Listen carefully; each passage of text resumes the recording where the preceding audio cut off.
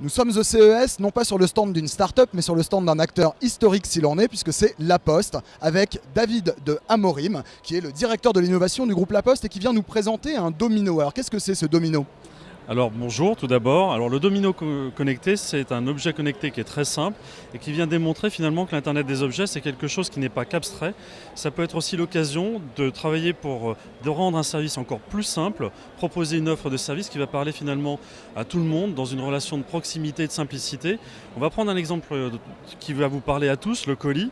Grâce à ce domino connecté, ce bouton connecté, vous pouvez le matin, en allant au travail, mettre un objet dans votre boîte aux lettres et tout simplement, vous allez appuyer sur le bouton et le facteur va se charger de tout le reste. C'est quoi tout le reste ? Il vient, il récupère l'objet, le met dans un colis pour vous parce que vous n'aviez pas de colis, va l'affranchir à votre place et va même mettre l'adresse de votre destinataire. Vous voyez, en un clic, finalement, vous avez un service où le facteur se charge de quasiment tout le processus pour vous rendre encore plus simplement un service qui existe déjà. Vous voyez, on peut imaginer des choses très compliquées comme des drones qui vont très vite ou alors des choses très simples qui vont parler à tout le monde. C'est exactement ce qu'on vient présenter ici à Las Vegas, comment l'Internet des objets, ça devient l'Internet des services et des services de proximité qui parlent à tout le monde et ça, c'est bien La Poste.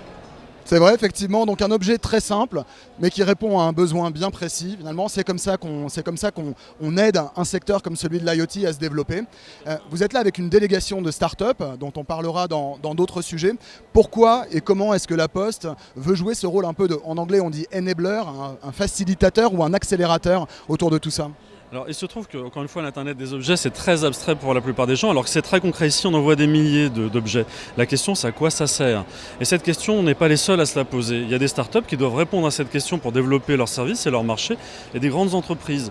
Et finalement, on a lancé une graine l'année dernière. On a présenté le Hub numérique, une plateforme d'innovation universelle pour développer des services dans l'Internet des objets. Et finalement, un an après, on se retrouve avec un arbre, une équipe de France de l'Internet des objets, French IoT, avec plus de 100 startups, dont 15 ici présentes avec nous à Las Vegas.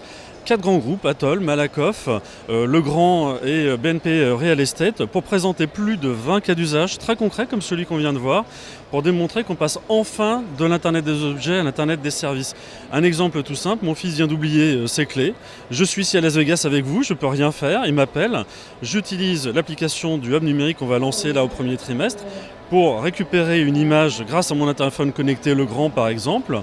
Et puis j'utilise un autre service, une serrure connectée proposée par une des startups pour lui ouvrir la porte. Vous voyez, c'est pour aussi rendre des services très simples qu'on peut utiliser l'Internet des objets pour proposer des services aussi simples que ceux-ci, proches des gens encore une fois.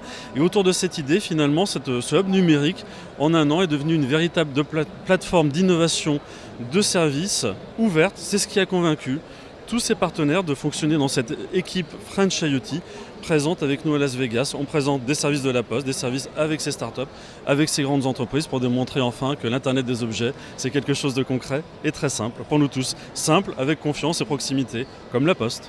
Très bien, David de Amorim, merci beaucoup.